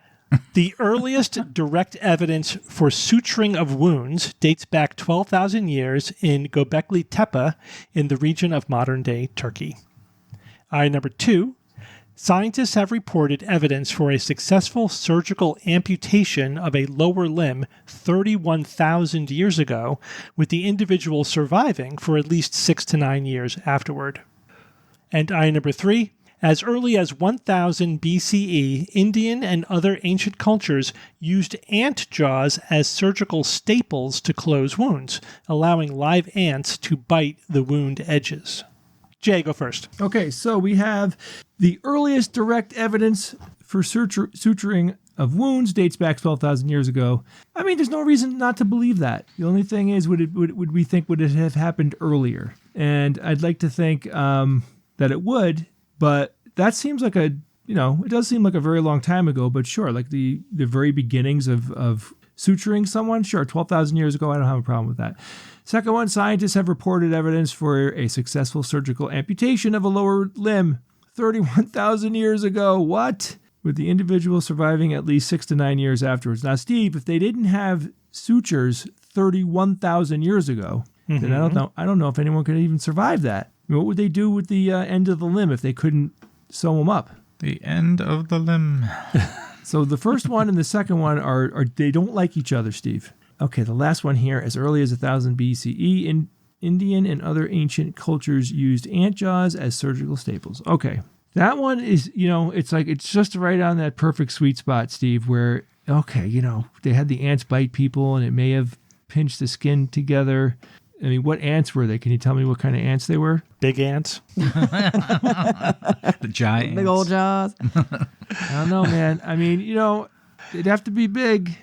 They'd have to be pretty big. And then how would they, when they clamp down, what would keep them shut?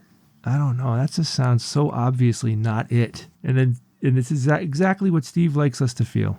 But how could the first two, they don't work with each other? Because if stitches go back 12,000 years, then how can you do an amputation 31,000, unless they burned the guy or whoever? Yeah, man, you saw Day of the Dead. Remember the guy got bit in his lower arm? She hacked it off and then burned the crap out of it. Done. You make it all sound so easy, Bob. I missed that documentary. But it doesn't seem crazy to think 31,000 years ago that someone might want to do something like that. I just don't know. All right. I am in an impasse here. Mm-hmm. I'm going to go with my gut. So the first one about sutures happening 12,000 years ago, it seems legit. The second one, Bob might be right. They hack it, burn it, next, Steve, I think this last one here about the ant jaw suture thing, this unknown species of ant roaming the wild, playing doctor out in the woods. No, that's false. Okay, Evan.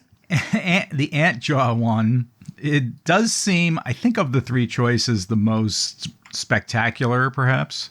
And that's why I think it's science. if you follow my logic here. Plus, insects have been part of the medical world for some time, like applying the maggots to the wounds and stuff. So why wouldn't they do something like this? It closed the wound. Maybe it wasn't a great fix, but maybe they still did it, and there's evidence of it. So I think the intersection of insects and medicine, if you want to call it that, has some legitimacy here. That's why I think it's science. The second one about the lower limb amputation 31,000 years ago, likely a foot, I would think, the smallest part of the leg at the ankle, or I don't know, you have to cauterize that thing to prevent it from, infecting, bleeding out, and everything else that goes along with amputation. 31,000 years ago, it seems extreme, maybe a little bit like the ant one, which is also why I think this one is science. I think the first one about suturing wounds back 12,000 years is going to be the fiction. And I think it happened earlier than that. Really? The first time someone thought to stitch a wound like that needed it was only 12,000 years ago. Why wouldn't that have occurred before that? The material was available. It's not like, you had to figure out what to do. It's kind of a basic concept. So I just have a feeling that one's going to wind up being the fiction, and it dates back earlier. Okay, Kara. Yeah, this is tough on the heels of what we talked about today. 59,000 years ago, drilling into a tooth, and not even a Homo sapiens doing it. And then could this have been 12,000 years ago? But there's a part of me that agrees with... It's funny. I agree with both Jay and Evan that the ant jaw thing is ridiculous, which is why it's probably science. So I disagree with Jay on that note. The amputation one is the one that really sticks out to me as being so early, but I think there's a lot of ways, if they did heat up whatever tool they use, like if it was a stone tool that they used to cut off a leg and they heated it up hot enough when they did it, yeah, it might have cauterized as they cut and stopped all that bleeding. Or maybe it was I don't know, maybe it was an accidental surgical amputation. I don't know if you could still call it amputation. But the person living, we've seen this with trepanation, right? Where there's healing. By definition, a surgical amputation is not accidental. Just to say that would be an accidental amputation. Yeah. But it does happen. But it worked. And the 12,000 years in Turkey for suturing, I think this one might be the fiction, but Evan, I actually think it's for the opposite reason. While I agree, it's probably way older than that they had sutures. I'm always so careful to read what Steve wrote, and he wrote direct evidence, not indirect evidence. And I'm thinking about in the archaeological record, what survives 12,000 years? What survives 30,000 years? We don't need direct evidence of the amputation. We just need to see that the bone healed. But sutures themselves are going to be made out of like gut or fiber. Yeah, some kind of string and. Yeah, it's not going to survive. So my guess is that we don't have the sutures themselves. We only Unless have they wrote about it. That would be direct. Would that be direct evidence? Well, yeah. Shoot. That's true. If they wrote about it or they described it in detail. Yeah, because then I would think it would be back in like, oh gosh, this one is tough. Yeah, maybe they didn't have writing then. So in that culture, I have no idea. So yeah, I'm still going to go with that one because I think there's too many variables that could be wrong here. So it's the suture one. Okay, and Bob. All right, start with 3 here. Yeah, the ant thing, it's in your face and like what the hell reaction for that. But I could kind of see that happen. I could see these jaws locking in nicely and knowing how to trigger it and having it stay there once it's locked in.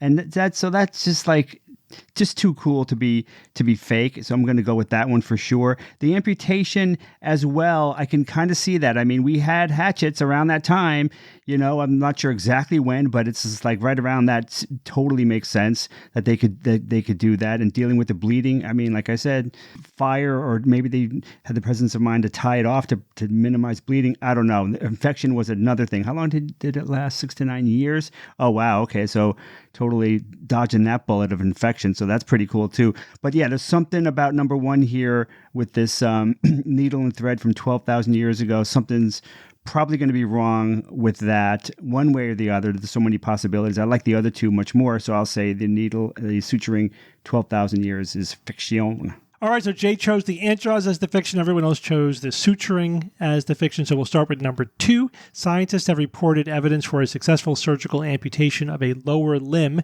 31,000 years ago, with the individual surviving at least 6 to 9 years afterward. You guys all think this one is science, and this one is science. No sweet for me. Crazy. All right. So yeah, 31,000 years ago, that's a long time. Nice, man. And wow. Bob, you hit upon probably the most challenging aspect of that was that it didn't become infected and kill him, the person. Oh, yeah, man. That's from an infection. huge. So that is such a factor that it suggests that they had some technique that would have limited because that's a massive open wound. Right. So again, we don't know what they were exactly how they did it. Again, this is from the bony evidence. We know that it was surgically removed. We know that they survived afterwards. We don't have the soft tissue evidence we would like to have to really know more about the techniques they used, but could there have been skin flaps that they just kind of wrapped around the open and then just tied that around? Yeah, we use skin flaps today.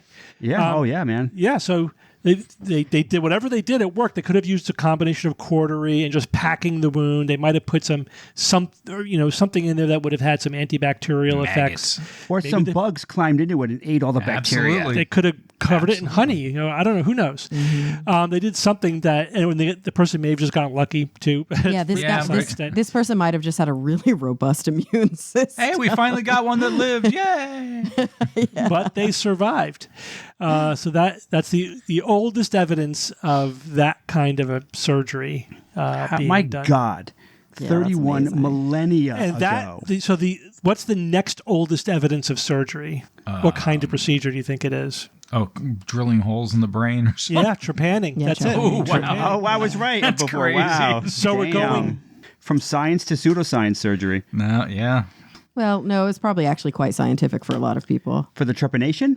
Yeah, because if they had swelling in their brain and they were acting a fool because of that, and then they drilled a hole in their brain, that's why they kept doing it. Because for a lot of neuropsychiatric acute onset That is the symptoms, treatment for certain things. Just make a hole in the Exactly. brain. Still is, But they yeah. might have You gotta also relieve done the it for pressure. spirits and other stuff too. Of course Right, they yeah, did. there's That's those where I was pictures of thinking, spirit yeah. ghosts They, like they pouring did out it of for the like thing is- headaches, and sometimes it might have been the right thing to do, but often it probably wasn't. Yeah, but the thing is, acute brain swelling can cause neuropsychiatric symptoms that mimic Yeah. spiritual symptoms. Yeah, they were probably accidentally correct often enough that they kept doing it.